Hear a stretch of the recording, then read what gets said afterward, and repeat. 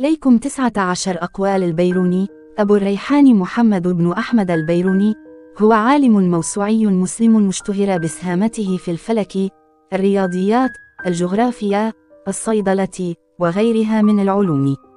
1. العلم هو معرفة الحقائق، والجهل هو الاعتقاد بالباطل. 2. من لم يتعلم في الصغر لم يتقدم في الكبر. 3. إذا شككت في شيء فابحث حتى تصل إلى اليقين، ولا تقبل الظن مكان الحقيقة. 4. الزمن يفسد الآراء ويصحح الأخطاء. 5. العلم يورث الثقة، والجهل يورث الشك. 6. الفضول العلمي هو أساس كل اكتشاف. 7. الأرض تدور حول الشمس، وهذا ليس رأياً بل حقيقة تثبتها الأرقام. 8. الكتاب خير جليس، يعلمك في صمت ولا يجادلك.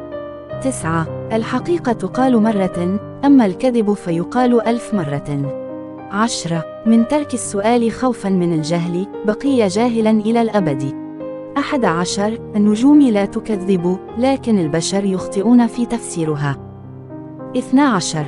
إذا انتقدك عاقل فاشكره، فهو يريك عيوبا قد تخفى عليك. 13. الجهل معدن، فاحذر من مجالسة الجاهلين.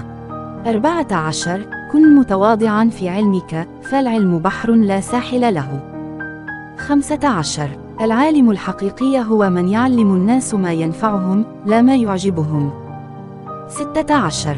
السماء كتاب مفتوح، من يحسن قراءته يعرف أسراره. 17. العلوم تكتسب بالصبر لا بالوراثة. 18. من طلب العلا من غير كد أضاع العمر في طلب المحال. 19. العالم يحيي القلب بعد الموت، كما تحيي الأرض بالمطر. البيروني كان مؤمنا بقوة العقل والمنهج العلمي، وأقواله تعكس رؤيته للعلم كوسيلة لفهم العالم وتحسين الحياة.